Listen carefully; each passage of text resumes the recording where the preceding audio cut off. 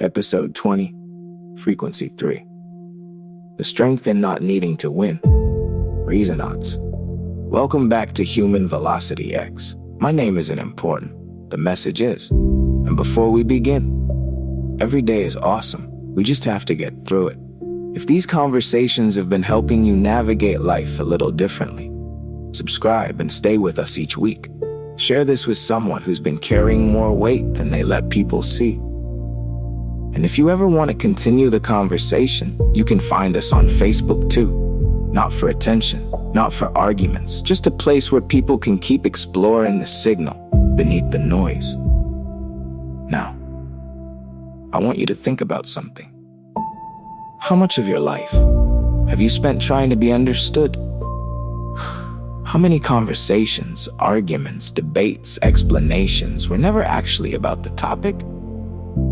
They were about something deeper, the need to win.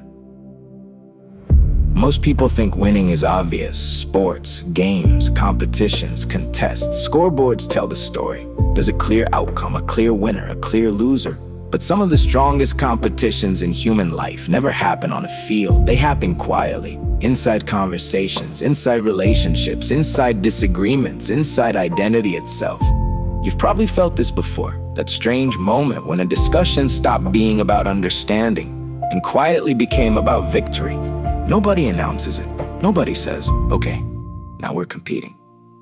But something in the atmosphere changes. The energy tightens, the listening fades, curiosity disappears, and suddenly people stop exploring ideas together.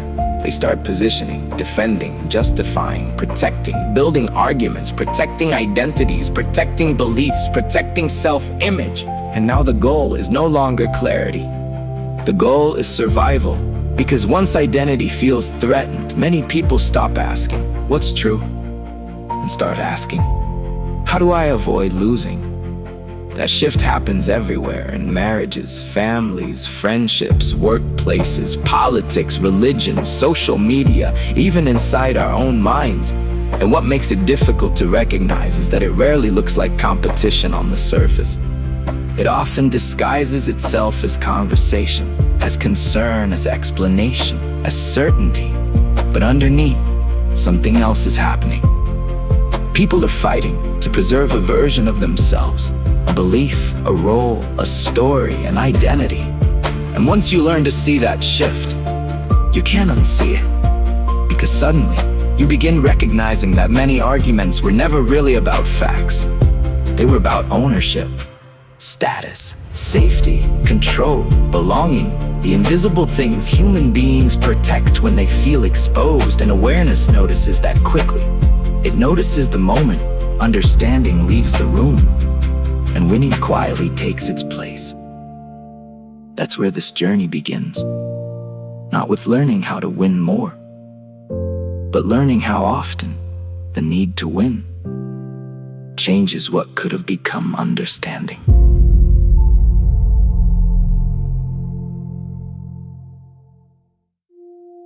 The need to win usually isn't about the topic. That's one of the most important things aware people eventually realize. People think they're arguing about facts, politics, parenting, money, religion, relationships, decisions, opinions. But underneath the topic, there's usually something deeper: identity, belonging, worth, competence, security. The things human beings build themselves around. Because once a person attaches themselves to a belief, a challenge to the belief can start feeling like a challenge to the self, and the nervous system reacts accordingly, not with curiosity, with defense. That's why two people can hear the exact same information and respond completely differently. One person becomes curious, the other becomes reactive. One asks questions, the other starts building arguments. One explores, the other protects, and often, the difference isn't intelligence, it's attachment. How much of their identity is sitting underneath the belief being challenged? Because when identity becomes fused to an idea, disagreement stops feeling intellectual, it starts feeling personal. Now the nervous system hears, if this is wrong, what does that mean about me? And suddenly, the conversation isn't about truth anymore, it's about safety. That's why some people can discuss difficult ideas calmly, while others experience disagreement almost like danger.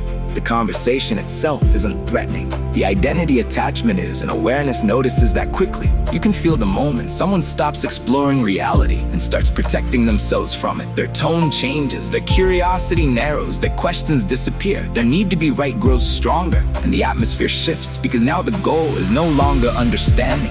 The goal is preservation. Preservation of identity, preservation of certainty, preservation of emotional stability. And honestly, we all do this sometimes. Every human being has beliefs they hold tightly, ideas they protect, stories they struggle to question. The difference is whether we notice it, whether we can catch ourselves in the act, whether we can recognize the moment we stopped searching for truth and started defending comfort. That awareness changes everything. Because once you can see that process inside yourself, you begin seeing it everywhere.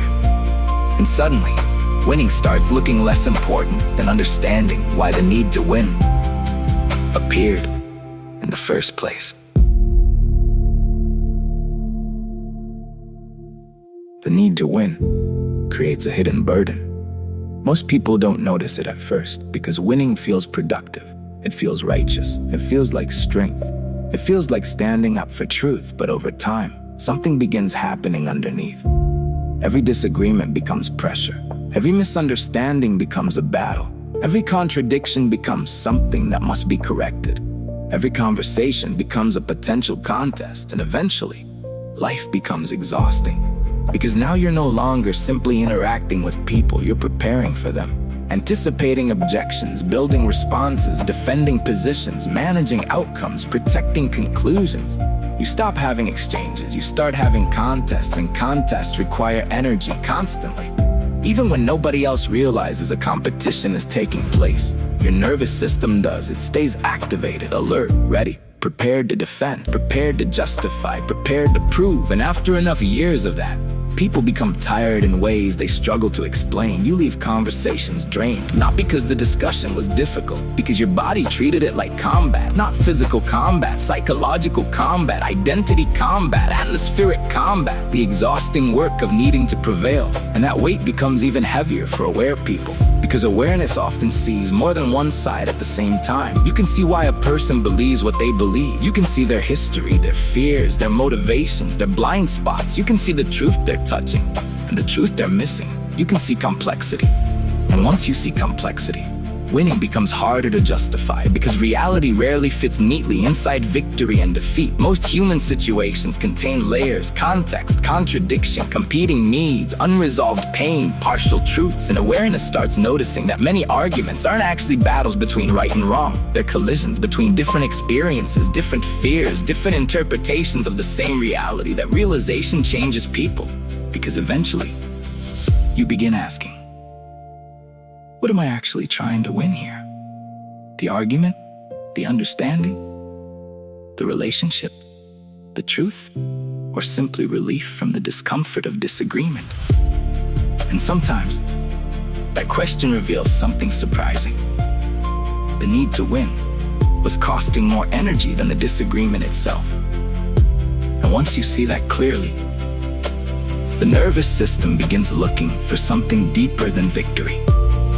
It begins looking for coherence, for understanding, for peace that doesn't require someone else to lose first.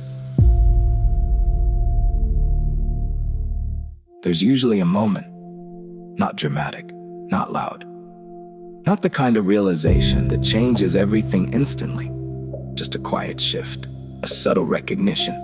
You're explaining something carefully, clearly, patiently, trying to build understanding, trying to reduce confusion, trying to bridge the gap, and then suddenly, you notice something.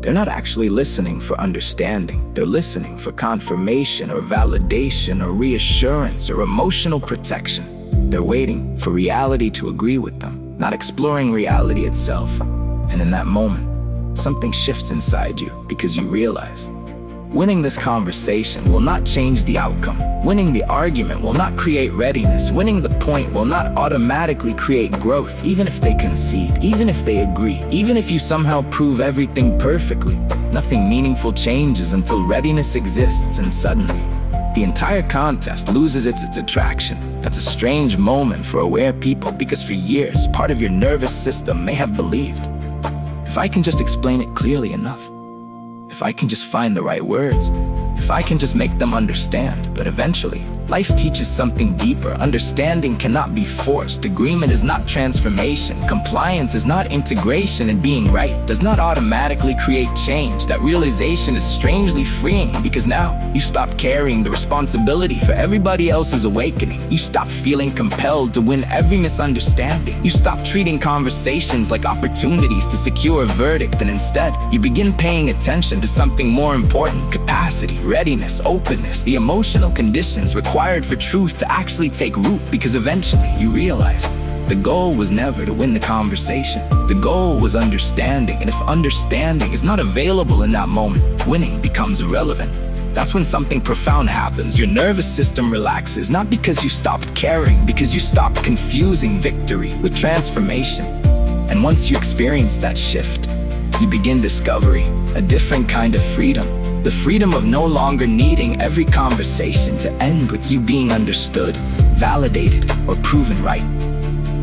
Sometimes the deepest peace arrives the moment the contest no longer interests you.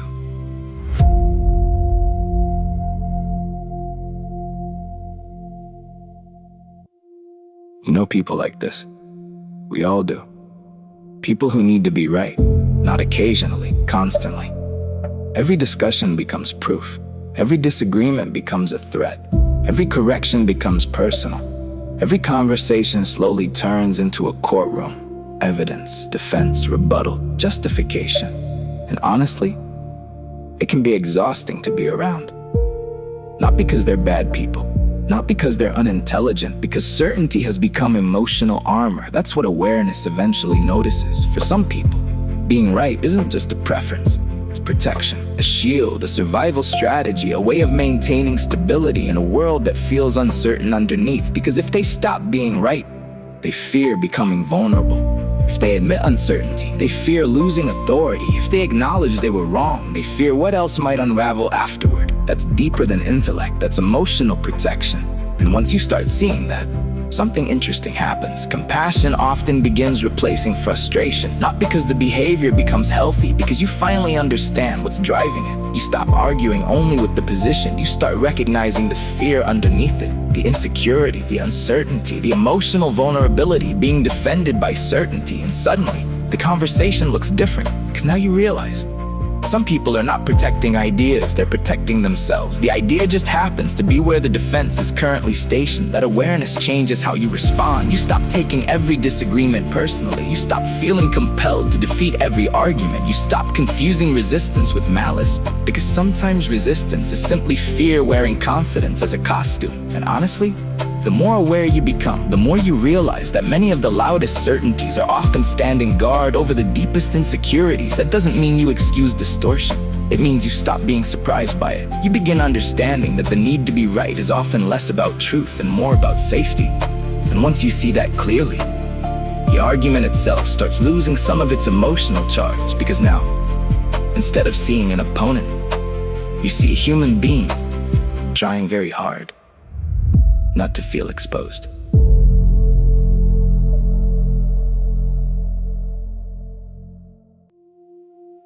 You've probably lived this before. Maybe more than once. Maybe more times than you can count.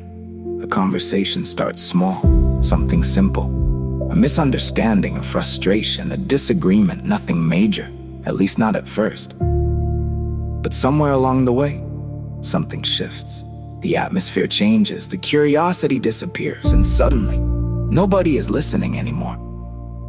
Both people are building cases, both people are collecting evidence, both people are preparing responses instead of receiving information. And what makes it so tragic is this: both people are usually trying to be understood.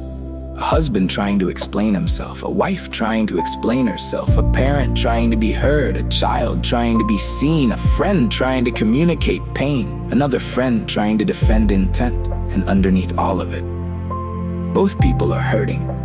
Both people feel unseen. Both people feel misunderstood. Both people feel vulnerable, but vulnerability quickly becomes defense, and defense becomes competition. The volume rises, the defensiveness grows, the distance expands, and eventually, someone wins. The point gets proven, the facts get established, the argument gets settled, the evidence lands, the logic holds, the verdict arrives, and yet the room feels colder because something else was lost: connection, trust, safety, goodwill, the feeling of being on the same side. And suddenly the victory feels strangely empty because the relationship paid for a prize that wasn't worth the cost.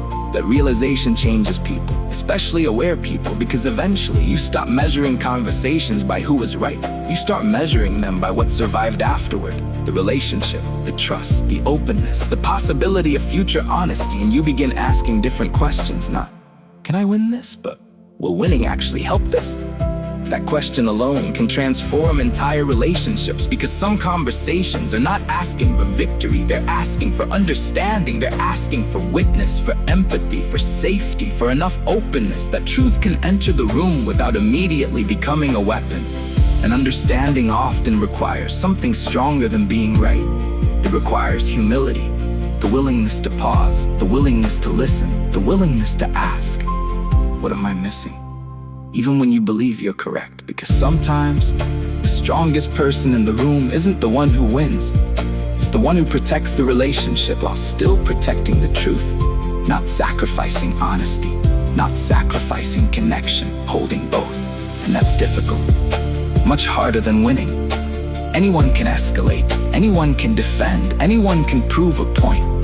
But it takes maturity to remain grounded enough to protect understanding while truth is being discussed. That's where wisdom lives. That's where relationships survive. And often, that's where real growth begins.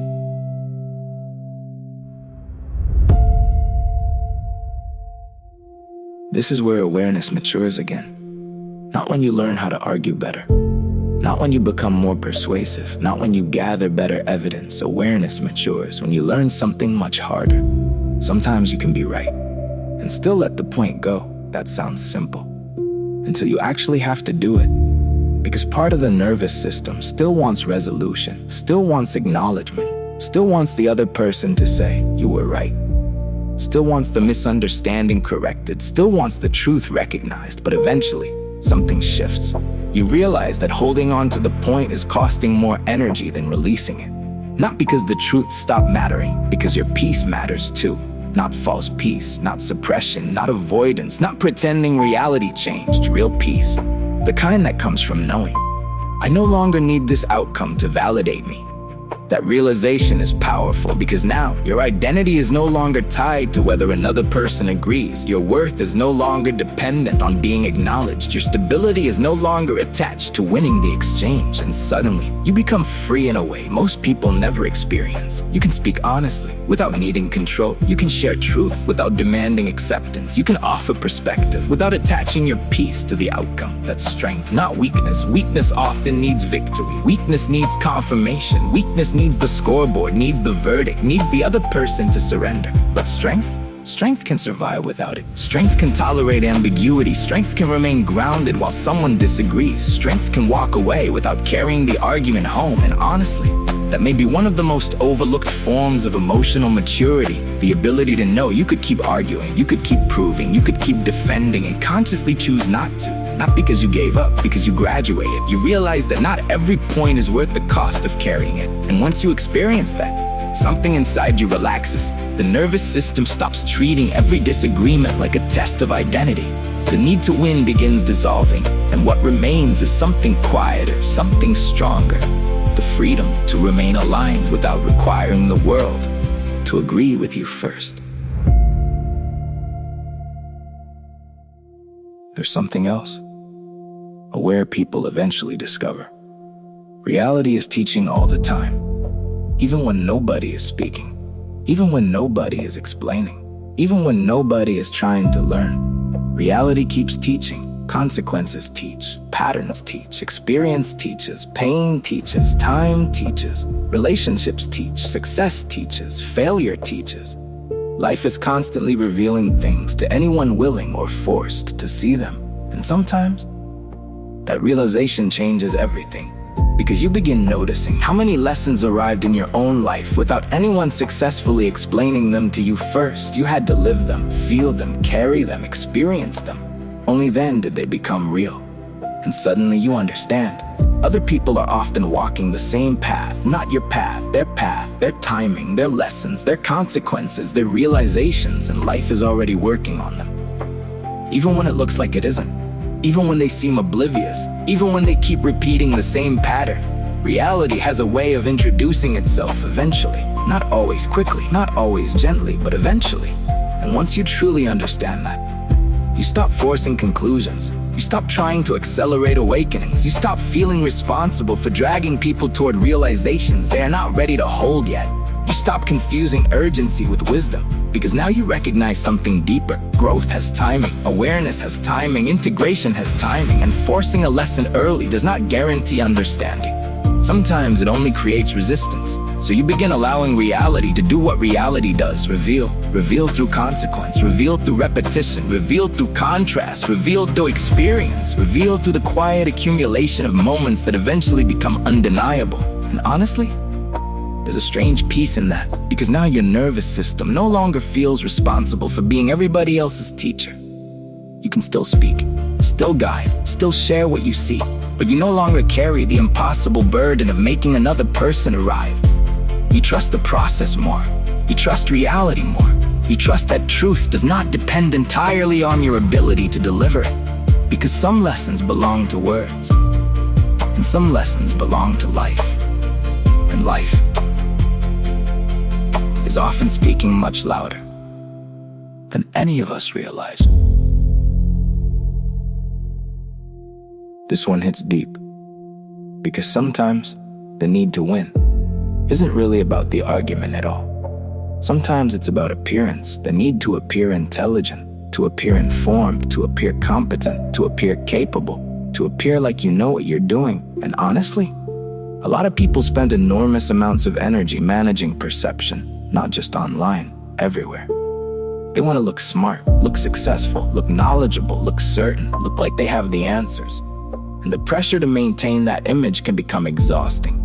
Because now every conversation feels like an evaluation, every question feels like a test, every disagreement feels like exposure, every mistake feels dangerous, and before long, learning becomes difficult. Because learning requires something the ego often hates: not knowing, being wrong, changing your mind, admitting uncertainty.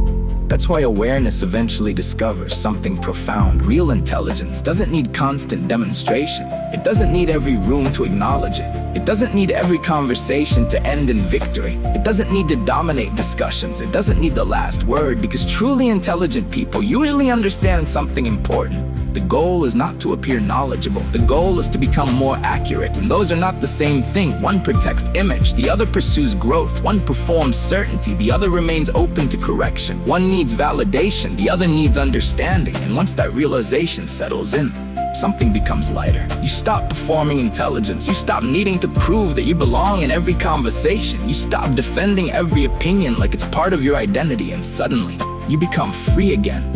Free to ask questions, free to say, I don't know. Free to reconsider, free to adjust, free to evolve, free to discover that changing your mind isn't a failure of intelligence, it's often evidence of it. Because growth requires flexibility, and flexibility requires humility, and humility requires enough confidence to survive being wrong. That's the paradox. The people most desperate to appear intelligent often struggle to learn. And the people most willing to learn rarely need to prove how intelligent they are. That's growth. Not knowing everything, remaining open enough to keep becoming. There's another layer to all of this. Modern culture rewards winning. Not necessarily truth, winning. The loudest voice, the sharpest comeback, the perfect response, the public takedown, the viral moment, the clip that spreads fastest, the quote that gets shared most. Entire systems are built around it. People collect attention through conflict. Algorithms reward outrage. Audiences reward certainty. Crowds reward confidence. And slowly, something subtle begins happening. People stop speaking to understand one another. They start performing for spectators. The goal shifts no longer what is true, but Who looked stronger? Who sounded smarter? Who got the better line? Who won the room? That's a dangerous shift because spectacle and truth are not the same thing. Performance and wisdom are not the same thing. Attention and understanding are not the same thing. Yet modern systems blend them together constantly. And if you're not paying attention, it becomes easy to mistake visibility for validity. You've noticed this before. The person dominating the room isn't always the person seeing clearly. The person speaking most confidently isn't always the person thinking most deeply. Sometimes they're simply the person most comfortable with attention, most comfortable with certainty, most comfortable being watched. Meanwhile, the person quietly observing, asking questions, considering complexity, and weighing consequences often gets overlooked entirely because crowds naturally measure what they can see: volume, confidence, speed, charisma. But wisdom often moves differently. Wisdom pauses, wisdom questions itself, wisdom tolerates uncertainty, wisdom takes longer, and those qualities rarely create viral moments. Awareness eventually learns this. It learns not to confuse visibility with coherence, not to confuse applause with accuracy, not to confuse attention with understanding. Because once you see that distinction, your relationship with truth changes. You stop chasing applause, you stop chasing validation, you stop needing witnesses for every realization. You stop measuring your understanding by how many people agree with you, and something becomes quieter inside. The nervous system relaxes, because now your relationship with truth is no longer dependent on audience participation. You no longer need the crowd to confirm what you see. You no longer need a scoreboard to justify your perspective.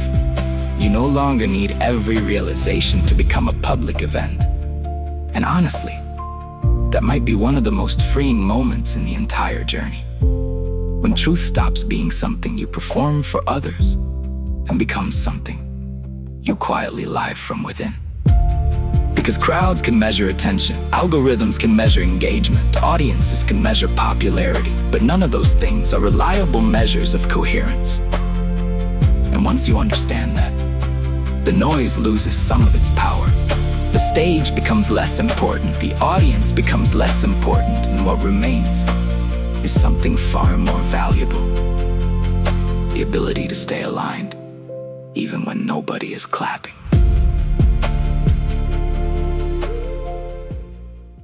The strongest people I've met rarely seem interested in winning, at least not in the way most people imagine. They're not chasing victory in every conversation. They're not collecting arguments. They're not keeping score. They're not constantly trying to establish dominance. Instead, they seem interested in something deeper: coherence. Their words match their actions. Their values match their behavior. Their energy matches their message. What they claim publicly looks similar to how they live privately.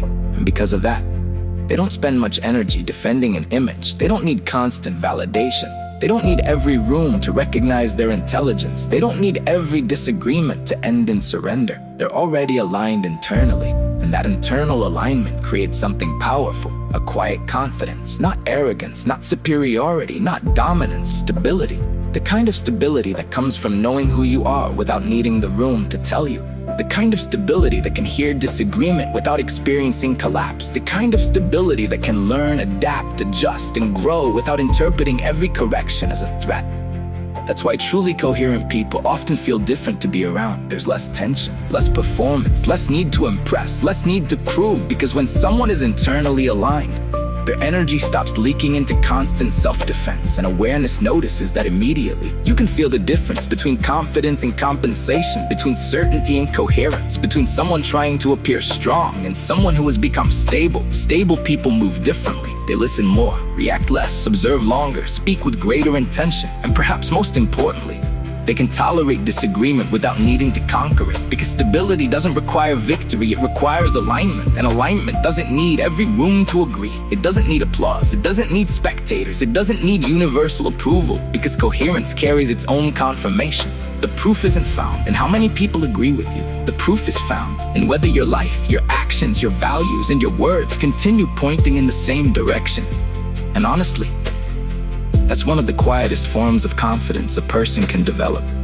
The ability to remain aligned without needing to be declared the winner. Because at some point, awareness stops asking, "How do I win this?" and starts asking, "Am I living it?" And that question changes everything. 。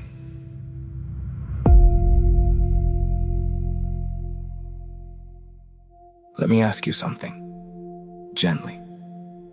Where in your life have you been spending energy trying to win something that no longer needs winning? An argument? A misunderstanding? A perception? A relationship? An old story? And deeper than that, what would happen if you actually won? If they finally agreed? If they finally admitted you were right? If they finally saw exactly what you see? Would your nervous system finally become peaceful? Or would it immediately begin searching for the next battle? Because sometimes the thing we're chasing isn't victory, it's relief. And those two things are not always the same. If you've ever found yourself exhausted from explaining, defending, proving, correcting, convincing, translating your intentions, or trying to make everyone understand what you already see clearly, there's nothing wrong with you. Awareness naturally wants alignment, it wants coherence, it wants truth and reality to move closer together. That's part of its nature. But maturity eventually discovers something deeper. Not every battle deserves participation. Not every disagreement deserves energy. Not every contradiction requires correction. Not every misunderstanding requires defense. And not every person is asking for the same thing you are.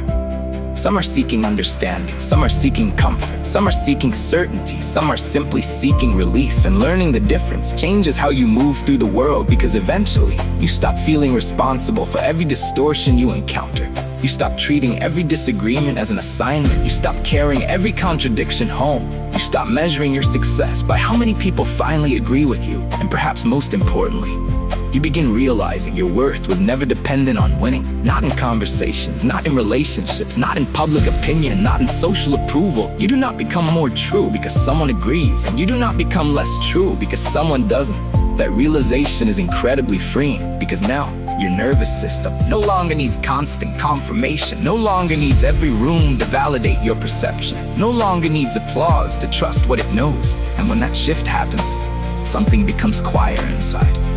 You stop chasing validation. You stop chasing victory. You stop chasing universal agreement. You stop chasing the exhausting fantasy that everyone must eventually see things exactly as you do. And instead, you begin protecting something far more valuable: coherence.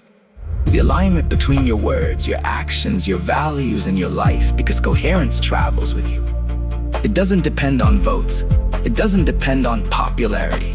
It doesn't depend on audience participation. It remains intact, whether people celebrate it, question it, or completely misunderstand it. That's strength, not dominance, not superiority, not winning. Inner stability. The ability to remain grounded without controlling everyone around you. The ability to speak truth without needing ownership of the outcome. The ability to care deeply without becoming consumed by every reaction. That's the movement. That's the evolution. That's what happens when awareness stops searching for victory and starts cultivating coherence. When understanding becomes more important than applause. When integrity becomes more important than image. When peace becomes more important than proving. That's what happens when awareness no longer needs the crowd to trust itself. That is the reason our journey. Take a breath. Let the fight leave your shoulders for a moment. If you've been carrying battles lately, maybe not all of them belong to you anymore.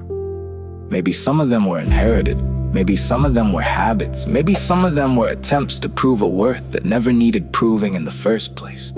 Dedicated to those who spent years trying to earn acceptance, trying to earn understanding, trying to earn a place they already deserve to occupy. And to those now discovering that peace often begins where the need to win ends. If this episode resonated with you, subscribe and stay with us each week. Share it with someone who's tired of carrying battles that no longer belong to them. And if you'd like to continue the conversation, you can find us on Facebook too. Not for noise, not for attention.